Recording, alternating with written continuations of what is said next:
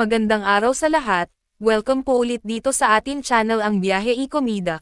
Maraming salamat sa lahat ng nag-subscribe, indeed. Punta tayo sa atin topic, August 1, 2025. Ibinahagi ni Judy Ann Santos ang mga sikreto sa kanyang mahahabang taon sa industriya ng showbiz. Judy Ann Santos, wala akong takot kasi wala naman nga akong tinatagong ugali. Halos mag-aapat na dekada na sa showbiz ang multi-awarded actress na si Judy Ann Santos, 47. Nagsimula siya sa larangan ng pag-arte noong siya'y 8 taong gulang pa lamang. Ano sa palagay ni Judy Ann ang sikreto at nagtagal siya ng halos 40 taon sa industriya? Siguro kasi totoo lang, mabilis niyang sagot. Hindi ako nabali ng mga taong ilusyonado at ilusyonada. Marami yan, hindi ba? Hindi rin ako, siguro kasi kaya wala akong takot kasi wala naman nga akong itinatagong ugali or wala akong itinatagong sikreto. Basta naman mahal mo yung ginagawa mo at patas kang makipaglaban sa bawat taong kasama mo sa trabaho, malayo naman natatagal ka talaga kasi you're always top of mind. That's 1. 2. Hindi mo sila binibigyan ng sakit ng ulo. And 3. Pag ginawa mo ng tama at higit pa sa tama ang ginawa mo, magkakaroon ka ng projects. Kapag tatanggap daw siya ng proyekto, pinapakinggan muna niya ang kanyang kutob tungkol sa project.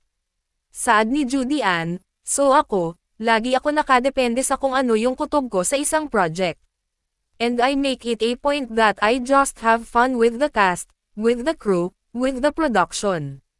Kailangan masaya yung set kasi para maganda yung output ng produkto, hindi ba? Para maganda yung produkto ilalabas nyo. Kailangan comfortable at masaya kayo sa isa't isa. Eksklusibong nakapanayam ng Pep.ph, Philippine Entertainment Portal, si Judy Ann sa launching ng bago niyang endorsement na Tala Philippines nitong nakaraang Miyerkules, July 30, 2025, sa New World Hotel, Makati. Ang Tala ay isang online lending app na tumutulong sa mga nais makatawid pansamantala sa hirap ng buhay. Pahayag ni Judy Ann, Tala is actually teaching you to be responsible and at the same time empowering you na maniwala ka sa sarili mo, pwede ito, kaya ito. Pero kailangan mo lang, again, babalik tayo sa hindi tayong pwedeng maging Juan tamad. Kailangan, Juan masipag tayo kasi pumasok na yung una mong paa sa pintuan ng pangarap mo, Kailangan mong baguhin ang mindset mo. Kailangan mong maging responsible para sa pangkabuuan, at the end of the day, malaki yung maiuwi mo. May natutunan ka, naging successful ka pa. You don't have to start big. Para kay Judy Ann, mahalaga ang respeto sa isa't isa pagdating sa trabaho. At totoong nirerespeto nyo yung isa't isa, diin ng aktres. Kasi kung may isa doon na hindi ko type or, well, wala pa naman ako, hindi pa naman ako dumadating sa ganon. Parang ang hirap gumising sa umaga para pumasok sa isang trabahong hindi mo type, hindi ba? So, wala akong, maaaring siguro mas bata-bata pa ako dahil wala akong choice. Pero kailangan mo talaga makisama. Makisama ka ng tama, ng totoo, rumspito.